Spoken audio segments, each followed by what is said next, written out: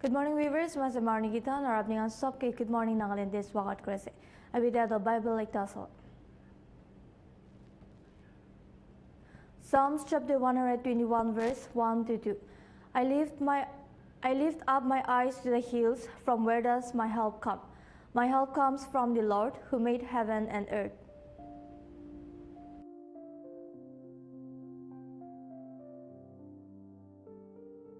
When life feels uncertain or overwhelming, we are reminded to look up, not just physically, but spiritually. Our help doesn't come from circumstances or people alone. It comes from the one who made the mountains, the sky, and us. He is both powerful and personal.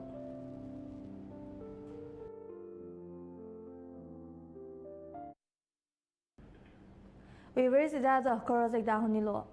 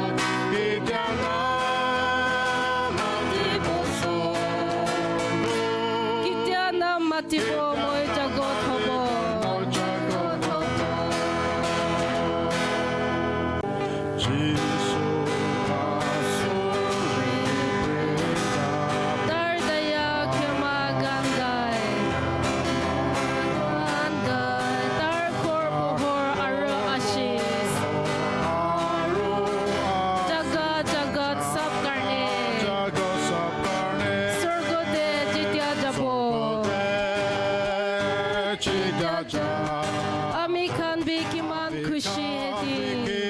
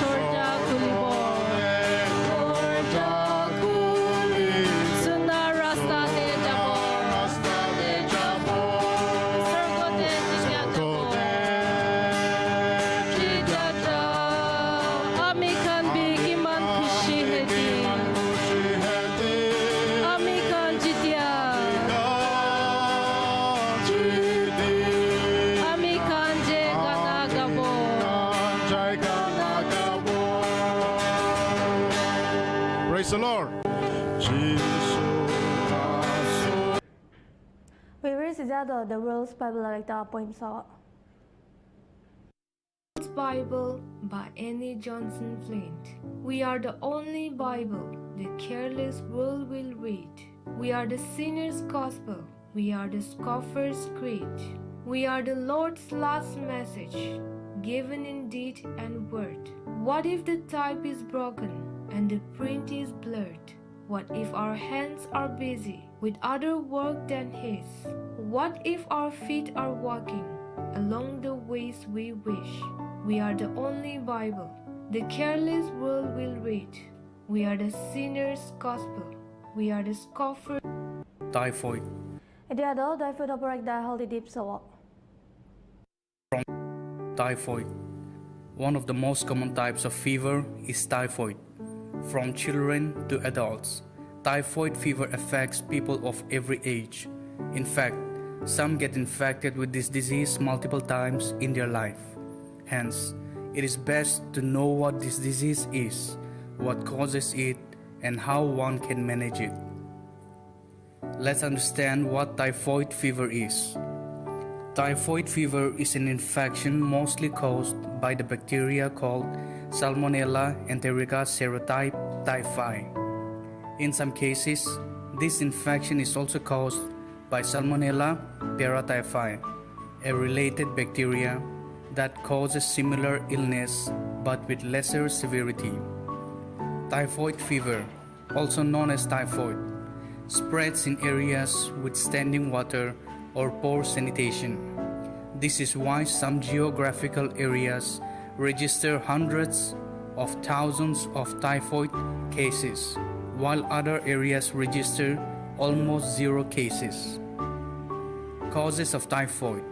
As mentioned earlier, typhoid fever is caused by the bacteria Salmonella typhi.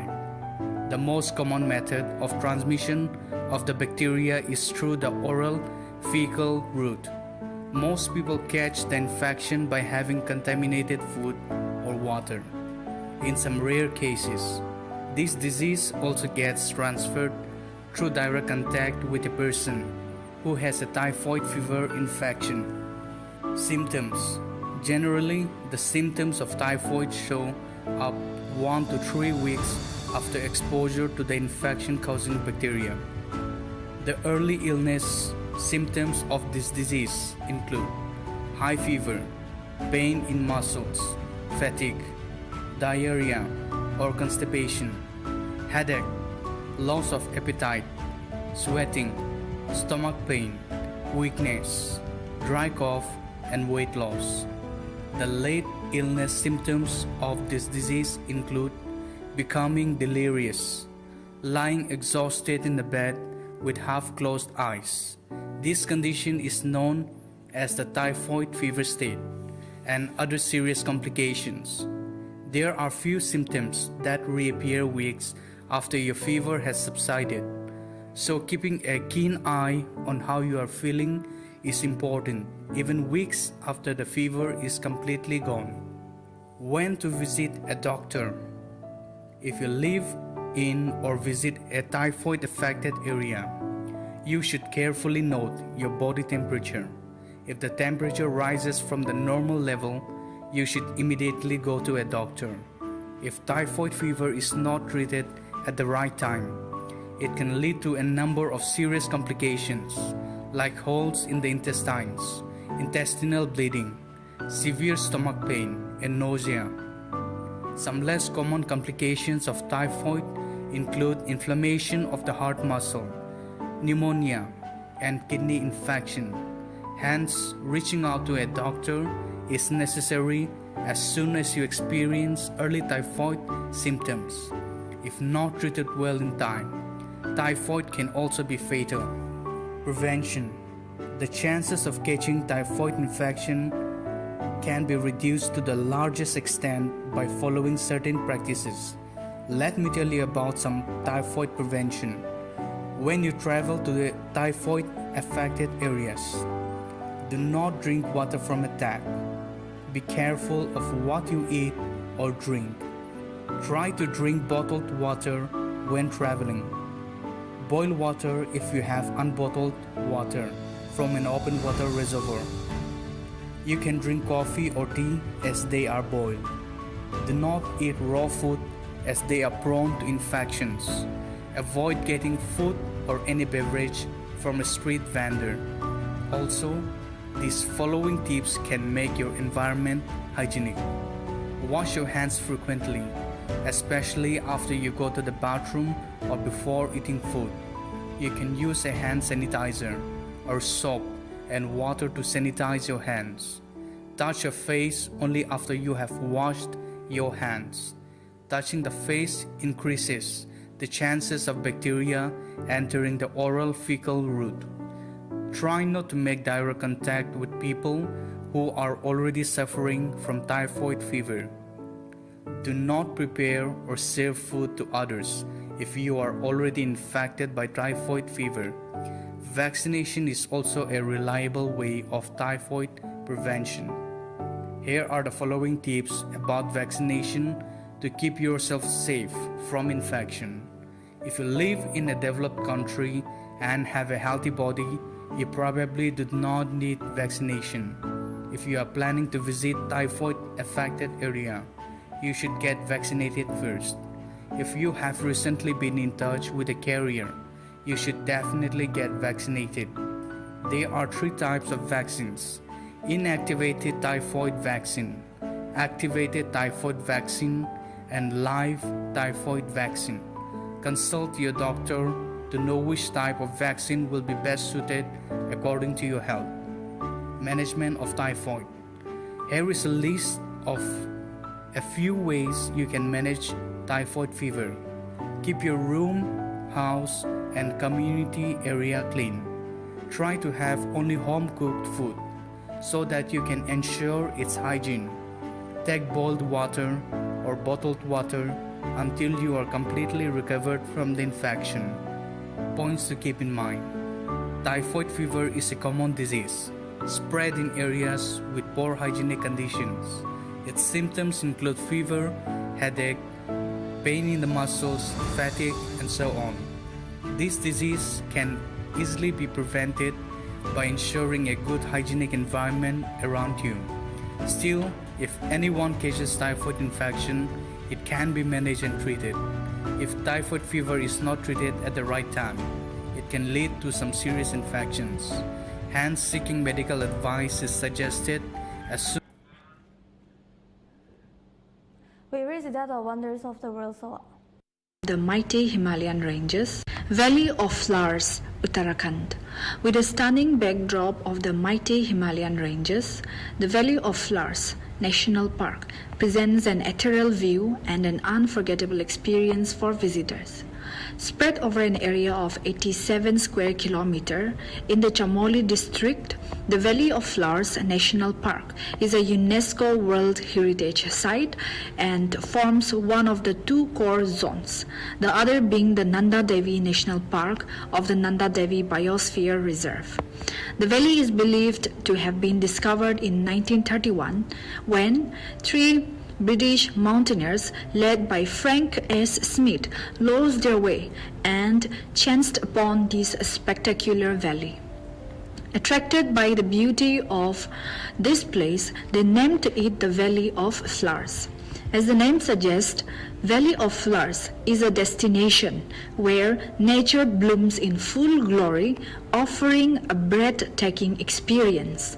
Exotic flowers, over 600 species like orchids, poppies, primulas, marigold, daisies, and anemones are an eye-catching spectacle. Subalpine forests, birch, and rhododendron cover parts of the park's area. The trek to the valley offers eye-catching spectacles like cascading waterfalls and wild streams.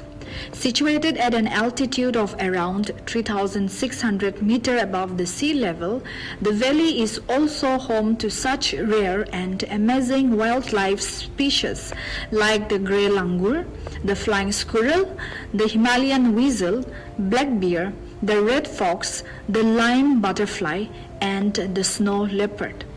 The Valley of Flowers trek is one of the most well-known treks in India.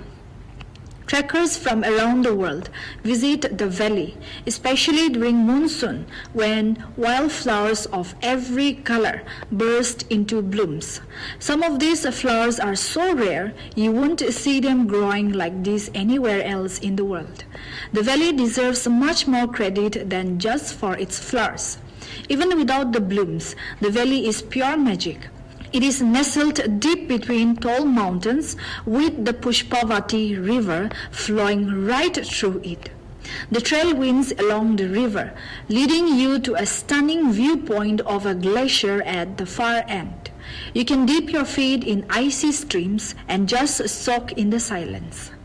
In monsoon, you see bursts of colors at every step, and the flowers look perfectly manicured. However, the Valley of Flowers trek isn't without its challenges. The climb to the Valley of Flowers are steep. The trek days are long and require good stamina. But if you come prepared, it's unforgettable. Trekking to the Valley of Flowers is a once-in-a-lifetime chance to witness a natural wonder the whole world dreams of experiencing. How the world came to know about the Valley of Flowers. The story of how this trek was discovered is as fascinating as the valley itself. In 1931, legendary British mountaineer Frank Smith and his team were returning from an expedition to Mount Comet when they lost their way. They wandered into a hidden valley fed by the Pushpavati river. What they found left them spellbound, an endless stretch of vibrant wildflowers blooming in every direction. Smith was so taken by the sight that he named it the Valley of Flowers in his book, forever putting this magical place on the map. In 1980, the valley was declared the Valley of Flowers National Park. Later, in 2002, it gained recognition as a UNESCO World Heritage Site. Ever since then, the name has spread far and wide. Today, the trek is known globally and features in the bucket list of trekkers from all parts of the world.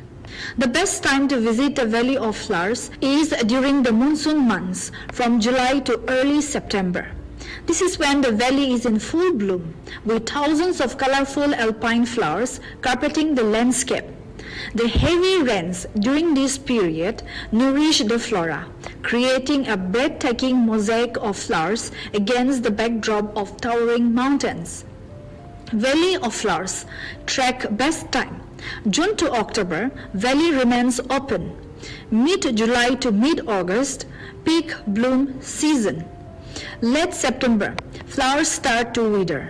Beyond its floral wonders, the Flower Valley National Park in India is a sanctuary for various wildlife. This flowering valley is a refuge for species such as the Asiatic black bear, snow leopard, and blue sheep. The park's unique ecosystem supports diverse bird life, including Himalayan monarch pheasants and golden eagles, adding to its ecological significance. The Valley of Flowers, Chamoli, features undulating meadows, snow-capped peaks, and gurgling streams that create an ethereal landscape. Often referred to as the Phulo Ki Ghati, Uttarakhand, the valley's topography offers a blend of alpine meadows and forested slopes that change dramatically with the seasons, ensuring each visit reveals new facets of its beauty. Near the Valley of Flowers, Hemkund Sahib is a revered Sikh pilgrimage site, drawing thousands of devotees yearly. The proximity of this glacial lake, surrounded by 7 snow-clad peaks, adds a spiritual dimension to the Valley of Flowers Hemkund Sahib trek. Valley of Flowers and Hemkund Sahib combine both natural beauty and sacred reverence. Trek the Himalayas Valley of Flowers, which is steeped in mythological tales. It is believed to be the place where Hanuman gathered the Sanjivani herb to save Lakshmana in the Ramayana. The locals hold the valley in great spiritual significance, considering it as a sacred and magical land. Such tales contribute to its mystical aura, making the Valley of Flowers track a place of wonder and intrigue. The Valley of Flowers National Park has inspired many writers, painters, and nature enthusiasts. Its vivid beauty has been immortalized in several books and travel journals, establishing it as a destination for those seeking solace and creativity, inspiration amidst nature's bounty. As a UNESCO Heritage Site, the Valley of Flowers National Park in India enforces strict conservation measures to minimize human impact. However, climate change, tourism, and deforestation pose significant threats to its delicate ecosystem. Sustainable trekking and eco-friendly practices are encouraged to preserve its beauty. Valley of Flowers, Uttarakhand. With a stunning backdrop of the mighty Himalayan ranges, the Valley of Flowers National Park presents an ethereal view and an unforgettable. The tulip garden of Srinagar, a symbol of beauty and bloom in the valley nestled in the foothills of Zabarwan range, with a pristine Dal Lake in the background. The Indira Gandhi Memorial Tulip Garden in Srinagar is the largest tulip garden in Asia. Known for its breathtaking beauty and vibrant floral display, it has become one of the most iconic attractions in Jammu and Kashmir, drawing thousands of tourists each spring. Historic background. The tulip garden, earlier known as Siraj Bagh, was inaugurated in 2007 by the then Chief Minister of Jammu and Kashmir, Ghulam Nabi Azad. The garden was established with the purpose of boosting tourism and extending the tourist season in the Kashmir Valley beyond the snow season.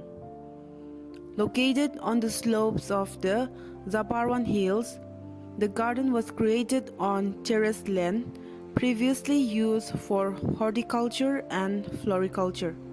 The project was a part of larger effort to revive and promote tourism in the valley during peaceful times and was renamed in the honor of former Prime Minister Indira Gandhi.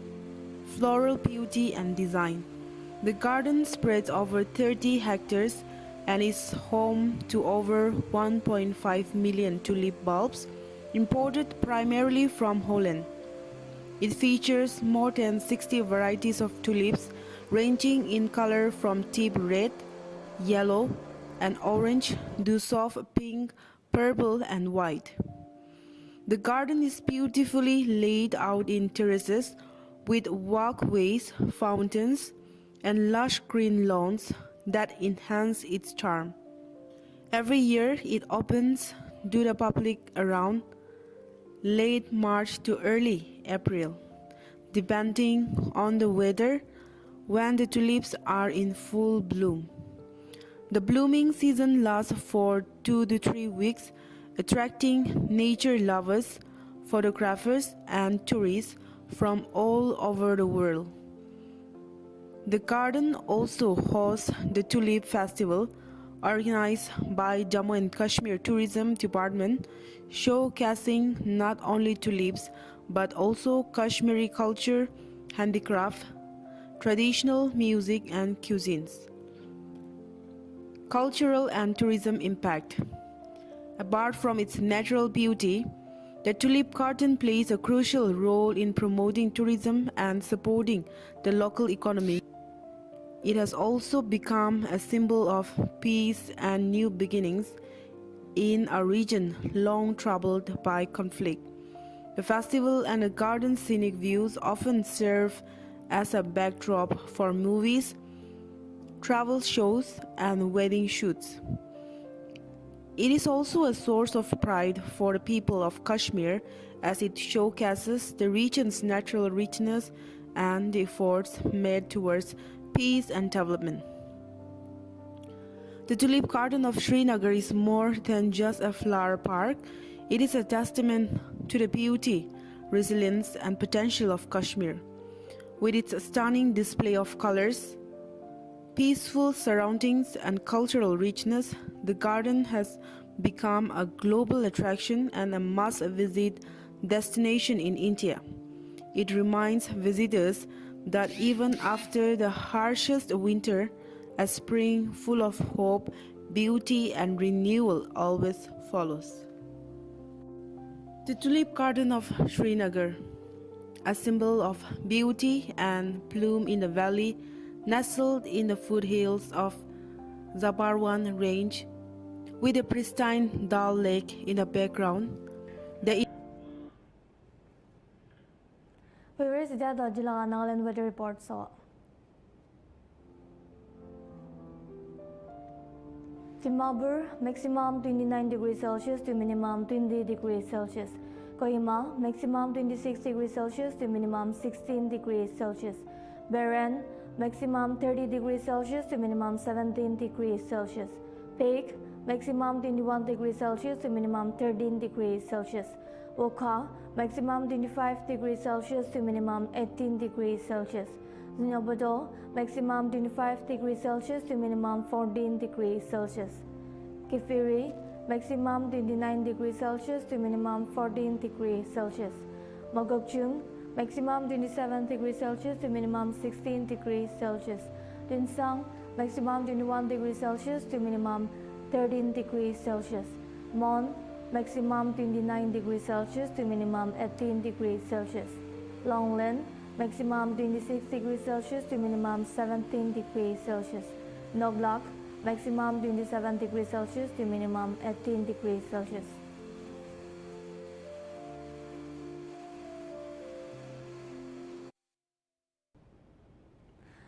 Good morning Nagaland.